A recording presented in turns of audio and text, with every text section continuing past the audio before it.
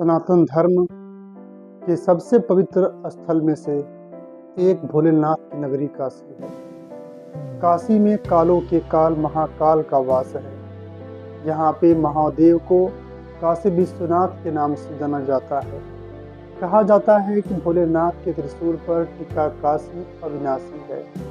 लोग जीने के लिए तो दुनिया के विभिन्न जगहों पर जाना पसंद करते हैं, लेकिन मरते वक्त की आकांक्षा काशी, फिर मोक्ष की प्राप्ति बिना काशी को जाने कैसे संभव। जी नमस्कार, मैं श्याम सुंदर। इस एपिसोड में वाराणसी के बारे में विस्तार से जानेंगे। आपसे आग्रह है कि अंत तक बने रहें, क्योंकि जीवन का अंतिम सत्य काशी है। भारत के उत्तर प्रदेश का एक जिला जिसका नाम वाराणसी है, दुनिया के प्राचीनतम शहरों में से एक है। वर्तमान में पिछले 10 वर्षों से प्रधानमंत्री नरेंद्र मोदी का संसदीय क्षेत्र भी है। काशी नरेश यानी काशी के महाराजा वाराणसी शहर के मुख्य सांस्कृतिक संरक्षक एवं सभी धार्मिक क्रियाकलापों के अभिन्न अंग हैं। वाराणसी की संस्कृति का गंगा नदी एवं इसके धार्मिक महत्व से अटूट रिश्ता है। ये शहर सहस्त्रों वर्षों से भारत का, विशेषकर उत्तर भारत का केंद्र रहा है। हिंदुस्तानी शास्त्रीय संगीत का घराना वाराणसी में ही जन्मा एवं विकसित हुआ।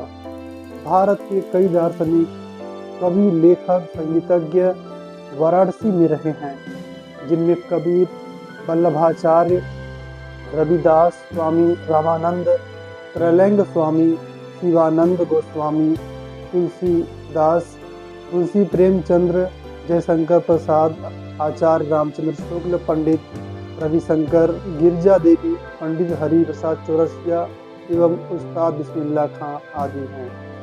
तुलसीदास ने हिंदू धर्म का परम पूज्य ग्रंथ रामचरितमानस यही लिखा था, और गौतम बुद्ध ने अपना प्रथम प्रवचन भी सारनाथ वाराणसी में दिया था। झांसी की रानी लक्ष्मीबाई का जन्म 19 नवंबर 1828 ईस्वी में वाराणसी में ही हुआ था।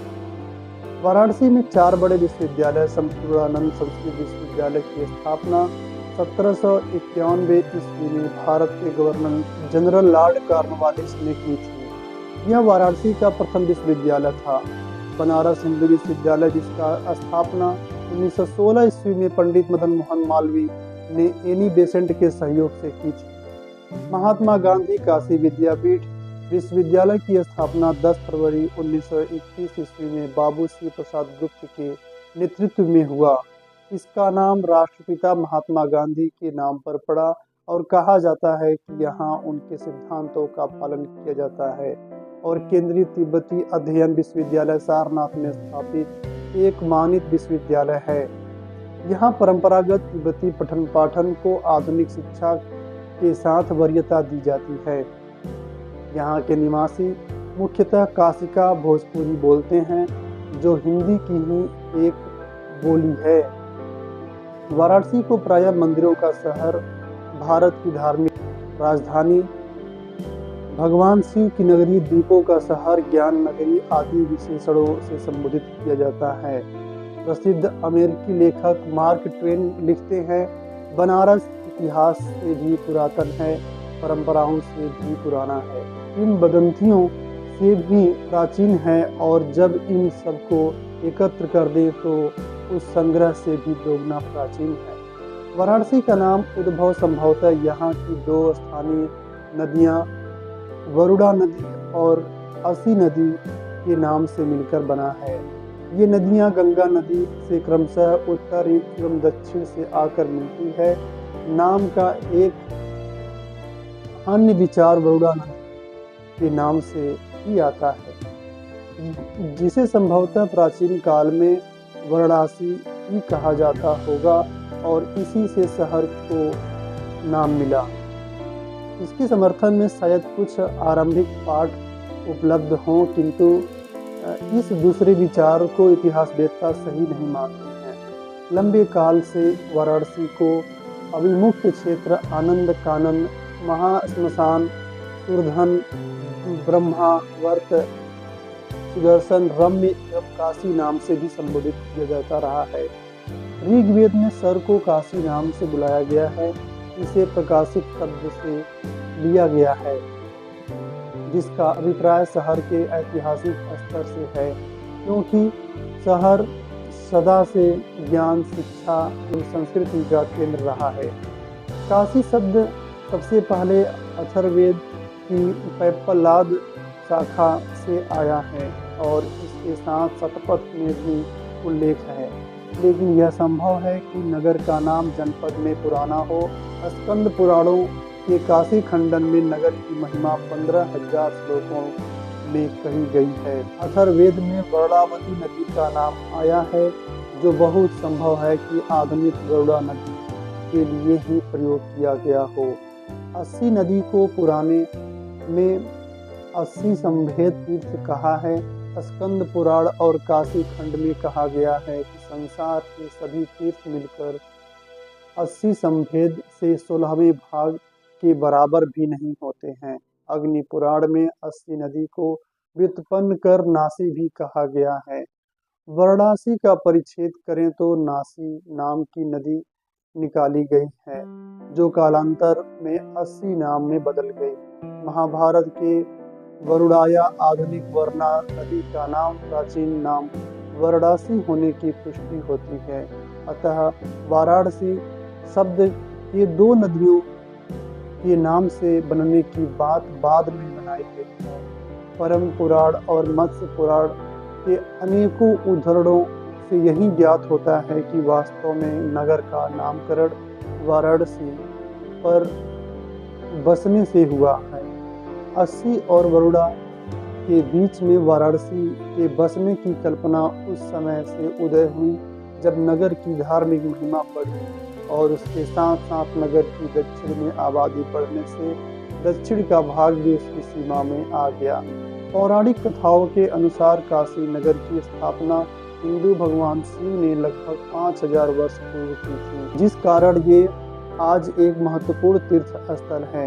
ये हिंदुओं की पवित्र सप्तपुरियों में से एक है। स्कंद पुराण, रामायण, महाभारत एवं प्राचीनतम वेद ऋग्वेद सहित कई हिंदू ग्रंथों में इस नगर का उल्लेख आता है। सामान्यतया वाराणसी शहर को लगभग 3000 वर्ष प्राचीन माना गया है, परंतु हिंदू परंपराओं के अनुसार काशी को इससे भी अत्यंत प्राचीन माना गया है। नगर मलमल और रेशमी कपड़ों, चित्रों, हाथी दांत और शिल्पकला के लिए व्यापारिक एवं औद्योगिक केंद्र रहा है। गौतम बुद्ध के काल लगभग 570 ईसा पूर्व वाराणसी काशी राज्य की राजधानी हुआ करता था। बनारस के दशाश्वमेध घाट के समीप बने शीतला माता मंदिर का निर्माण अर्कवंशी क्षत्रियों ने करवाया था। प्रसिद्ध चीनी यात्री वेनसांग ने नगर को धार्मिक, शैक्षणिक एवं कलात्मक गतिविधियों का केंद्र बताया है। आधुनिक काशी राज्य की स्थापना काशी नरेश मनसाराम सिंह ने सन 1725 ईस्वी में किया था। उनके पुत्र हुए राजा बलवंत सिंह, जिन्होंने सन 1770 ईस्वी तक बनारस राज्य पर शासन किया था। बनारस के रामनगर किले का निर्माण राजा बलवंत सिंह ने ही करवाया था। राजा बलवंत सिंह के पुत्र हुए राजा चेत सिंह, जिन्होंने सन 1770 से लेकर सन 1781 तक शासन किया। वारेन हेस्टिंग द्वारा 14 अगस्त 1781 में बनारस पर हमले के दौरान राजा चेत सिंह ने अंग्रेजी सेना के साथ युद्ध लड़कर उसे पराजित कर दिया। वारेन हेस्टिंग्स को अपनी जान बचाने के लिए स्त्री भेष धारण करके रात के अंधेरे में बनारस से भागना पड़ा था।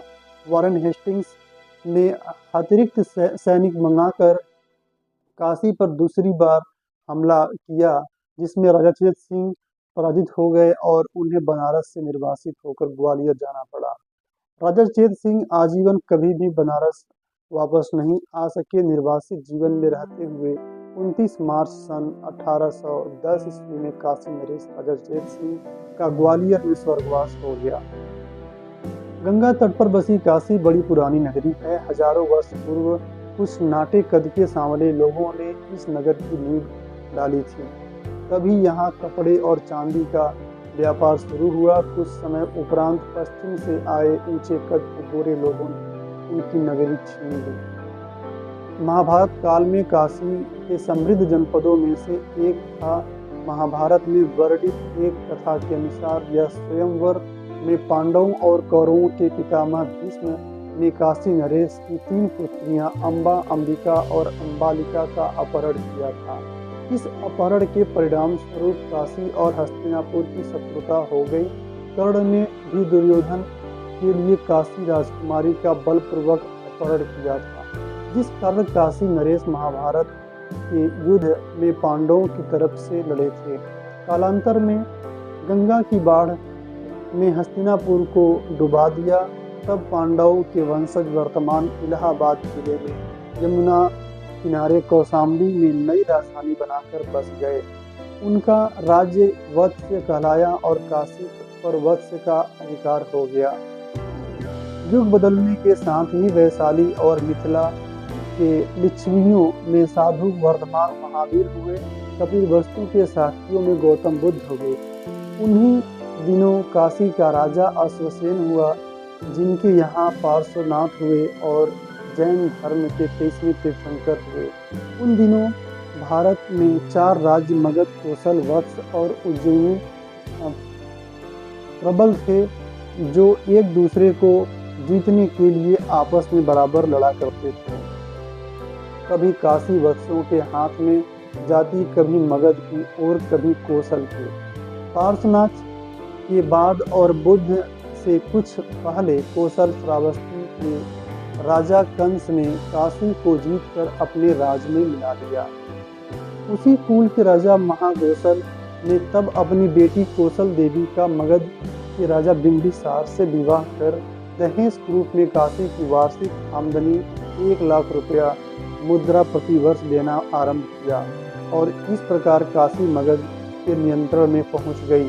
राज के लोभ में मगध के राजा बिंबिसार के बेटे अजातशत्रु ने पिता को मारकर गद्दी छीन ली। तब विधवा बहन कोसल देवी के दुख से दुखी उसके भाई कोसल के राजा प्रसेनजीत ने काशी की आमदनी अजातशत्रु को देना बंद कर दिया, जिसका परिणाम मगध और कोसल समर हुई। इसमें कभी काशी कोसल के, कभी मगध के हाथ लगी। अंततः अजातशत्रु की जीत हुई और काशी उसके बढ़ते हुए साम्राज्य में समा गई। बाद में मगध की राजधानी राजगिरी से पाटलिपुत्र चली गई और फिर कभी काशी पर उसका आक्रमण नहीं हो पाया। वाराणसी 18वीं शताब्दी में स्वतंत्र काशी राज्य बन गया और बाद के ब्रिटिश शासन के अधीन ये प्रमुख व्यापारिक और धार्मिक केंद्र रहा। 1910 में ब्रिटिश प्रशासन ने वाराणसी को एक नया भारतीय राज्य बनाया और रामनगर को इसका मुख्यालय बनाया, किंतु इसका अधिकार क्षेत्र कुछ नहीं था। काशी नरेश अभी भी रामनगर किले में रहते हैं। ये किला वाराणसी नगर के पूर्व में गंगा के तट पर बना हुआ है। रामनगर किले का निर्माण काशी नरेश राजा बलवंत सिंह ने उत्तम चुनार बलुआ पत्थर से 18वीं शताब्दी में करवाया था। किला मुगल स्थापत्य शैली में नक्काशीदार छज्जों, खुले प्रांगण और सुरम्य गुंबददार मंडपों से सुसज्जित बना है। काशी नरेश का एक अन्य महल चैत सिंह महल है। ये शिवाला घाट के निकट महाराजा चैत सिंह ने बनवाया था। रामनगर किला और इसका संग्रहालय अब बनारस के राजाओं की ऐतिहासिक धरोहर के रूप में संरक्षित है और 18वीं शताब्दी के काशी नरेश का आधिकारिक आवास रहे हैं। आज भी काशी नरेश नगर के लोगों में सम्मानित हैं। ये नगर के धार्मिक अध्यक्ष माने जाते हैं और यहाँ के लोग इन्हें भगवान शिव का अवतार मानते हैं। नरेश नगर के प्रमुख सांस्कृतिक संरक्षक एवं सभी बड़ी धार्मिक गतिविधियों के अभिन्न अंग रहे हैं। रामनगर का त्यौहार खूब रौनक और तमाशों से भरा होता है। इस अवसर पर रेशमी और जरी की ब्रोकेड आदि से सुसज्जित भूसा में काशी नरेश की हाथी पर सवारी निकलती है और पीछे पीछे लंबा जुलूस होता है। फिर नरेश 1 माह लंबे चलने वाले रामनगर वाराणसी की रामलीला का उद्घाटन करते हैं। रामलीला में रामचरितमानस के अनुसार भगवान श्री राम के जीवन की लीला का मंचन होता है। ये मंचन काशी नरेश द्वारा प्रायोजित होता है और पूरे 21 दिन तक प्रत्येक शाम को रामनगर में आयोजित होता है। अंतिम दिन इसमें भगवान राम रावण का वध कर युद्ध समाप्त करते हैं और अयोध्या लौटते हैं। महाराजा उदित नारायण सिंह ने रामनगर में इस रामलीला का आरंभ 19वीं शताब्दी के मध्य किया था। वाराणसी शहर का बड़ा अंश अति प्राचीन काल से काशी कहा जाता है। इसे हिंदू मान्यता में सबसे बड़ा तीर्थ माना जाता है, किंतु तीर्थ के रूप में वाराणसी का सबसे पुराना उल्लेख महाभारत में मिलता है। महाभारत पूर्व के किसी साहित्य में किसी भी तीर्थ आदि के बारे में कोई उल्लेख नहीं है। आज के तीर्थ स्थल तब अधिकतर वन प्रदेश में थे और मनुष्यों से रहित थे। भारत की सबसे बड़ी नदी गंगा करीब 2525 किलोमीटर की दूरी तय कर गोमुख से गंगा सागर तक जाती है। इस पूरे रास्ते में गंगा उत्तर से दक्षिण की ओर बहती है। केवल वाराणसी में ही गंगा दक्षिण से उत्तर की ओर बहती है। यहाँ 84 से अधिक घाट हैं। ये घाट लगभग 6.5 किलोमीटर लंबे तट पर बने हुए हैं। इन घाटों में 5 घाट, 80 घाट तथा समेत घाट, आदि केशव घाट, पंचगंगा घाट तथा मणिकर्णिका घाट बहुत ही पवित्र माने जाते हैं। इन्हें सामूहिक रूप से पंचतीर्थी कहा जाता है। 80 घाट सबसे दक्षिण में स्थित है, जबकि आदि केशव घाट सबसे उत्तर में स्थित है। वाराणसी या काशी का विस्तार प्रायः गंगा नदी के 2 संगमों, एक बरुड़ा नदी से और दूसरा अस्सी नदी से संगम के बीच बताया जाता है। इन संगमों के बीच की दूरी लगभग 2.5 मील है। इस दूरी की परिक्रमा हिंदुओं में पंचक्रोशी यात्रा कहलाती है। इसकी यात्रा का समापन साक्षी विनायक मंदिर में किया जाता है।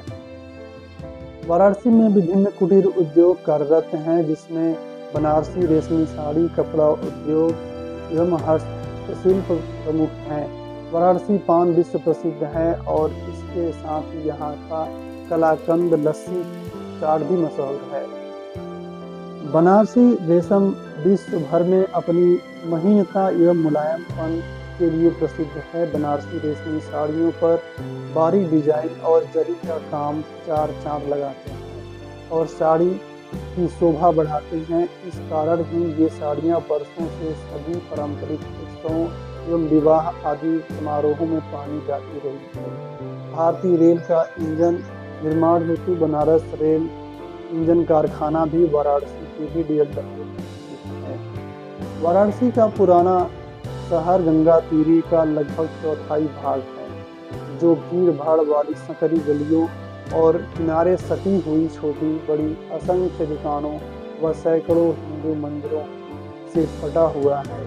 ये घुमाव और मोड़ों से भरी गलियां किसी के लिए संप्रभ करने वाली है। ये संस्कृति के परिपूर्ण पुराना शहर विदेशी पर्यटकों के लिए वर्षों से लोकप्रिय आकर्षण बना हुआ है। वाराणसी के मुख्य आवासीय क्षेत्र घाटों से दूर स्थित है। ये विस्तृत, खुले हुए और अपेक्षाकृत कम प्रदूषण वाले हैं। बनारस घराना वाराणसी तबला वादन के 6 प्रसिद्ध घरानों में से एक है। ये घराना 200 वर्षों से कुछ पहले ख्याति प्राप्त पंडित राम सहाय के प्रयासों से विकसित हुआ था। पंडित राम सहाय ने अपने पिता के संग 5 वर्ष की आयु से ही तबला वादन आरंभ किया था। वाराणसी या काशी को हिंदू धर्म में पवित्रतम नगर बताया गया है। मीडिया रिपोर्ट के मुताबिक यहाँ प्रतिवर्ष 10 करोड़ से अधिक तीर्थयात्री आते हैं। यहाँ का प्रमुख आकर्षण है काशी विश्वनाथ मंदिर, जिसमें भगवान शिव के 12 ज्योतिर्लिंग में से प्रमुख शिवलिंग यहाँ स्थापित है। हिंदू मान्यता अनुसार गंगा नदी सबके पाप मार्जन करती है और काशी में मृत्यु सौभाग्य से ही मिलती है और यदि मिल जाए तो आत्मा पुनर्जन्म के चक्र में मुक्त होकर मोक्ष पाती है। वाराणसी शहर के केंद्र से 25 किलोमीटर दूर पर स्थित अंतर्राष्ट्रीय हवाई अड्डा, जिसका नाम लाल बहादुर शास्त्री हवाई अड्डा है। यहाँ से संपूर्ण भारत सहित कई देशों की यात्रा की जाती है। शहर में ही अनेकों रेलवे स्टेशन भी मौजूद हैं जहां पर प्रतिदिन सैकड़ों ट्रेनें रुकती है, जिसमें प्रमुख रूप से Varanasi junction, Banaras, Varanasi city, Kashi station को मानते हैं। इसके साथ ही साथ वाराणसी में NH2 और NH7 दो राष्ट्रीय राजमार्ग भी हैं। पिछले 10 सालों में वाराणसी में गंगा से लेकर घाटों और सड़कों से लेकर चौराहों पर बदलाव देखा है। गंगा नदी की सफाई के लिए मोदी सरकार ने नमामि गंगे योजना शुरू की। इसमें पूरी तरह सफलता अब तक भले ही न मिली हो, लेकिन सुधार हर कोई स्वीकारता है। पिछले 10 सालों में देश के प्रधानमंत्री ने लगभग 50 दौरे कर कुछ महत्वपूर्ण कार्य भी किए हैं, जैसे घाटों का पुनरुद्धार और विस्तार का काम हुआ। गंगा सफाई के लिए नमामि गंगे योजना चलाई गई। अंतर्राष्ट्रीय कन्वेंशन सेंटर रुद्राक्ष शुरू किया गया। वाराणसी में 140 मिलियन लीटर प्रतिदिन की क्षमता वाली STP निर्माण हुआ। अब तक कुल 10 STP बनाए गए हैं। हैंडलूम को बढ़ावा देने के लिए ट्रेड फैसिलिटी सेंटर बनाया गया। बिजली के तारों को अंडरग्राउंड किया गया। वाराणसी से प्रयागराज, गोरखपुर, आजमगढ़ समेत अन्य जिलों को जोड़ने वाले हाईवे का चौड़ीकरण किया गया। 750 करोड़ रुपए से अधिक की लागत से रिंग रोड बना। DLW का 266 करोड़ रुपए की लागत से जीर्णोद्धार किया गया। रेल नेटवर्क और रेलवे स्टेशनों का विकास हुआ। अंतर्राष्ट्रीय क्रिकेट स्टेडियम का निर्माण। रामनगर मार्ग पर गंगा के ऊपर पुल, चौराहों का सुंदरीकरण समेत कई काम के माध्यम से काशी क्योटो बनने को तैयार है। आपको कैसा लगा हमारा प्रयास, कमेंट जरूर करें। और हाँ, आगे भी हमारे वीडियो आप तक पहुंचती रहे इसके लिए चैनल को अभी सब्सक्राइब कर लें। धन्यवाद।